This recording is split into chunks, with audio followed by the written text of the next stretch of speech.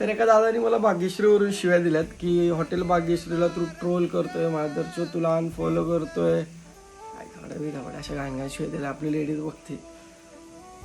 दुसरी बात भावा, मी हॉटेल भाग्यश्रीवाल्याला काय बोललो, मुक जनावर आहे, त्याला वेदना होतात, त्रास होतो, तुम्ही दाखवू नका, बिझनेस करा, खाणाऱ्यांनी खावा, बाकी देव बघून घे जे काय आहे ते. दुसरी बात त्याचा बायो बघा, धर्मो धर्मो रक्षिता राधे राधे जय श्रीकृष्ण, म्हणजे श्रीकृष्णाचं ठेवलं. भावा श्रीकृष्णाने ज्ञान दिलंय, भगवद्गीता लिहिले, किती सारे लिहिले, किती तर काय खावं काय नाही खावं. भावा तू बायोमध्ये ठेवतोय, मी तुला शिवी देणार नाही, तू मला आईवरून शिव्या दिल्या, मी तुला प्रेमानेच बोलणार.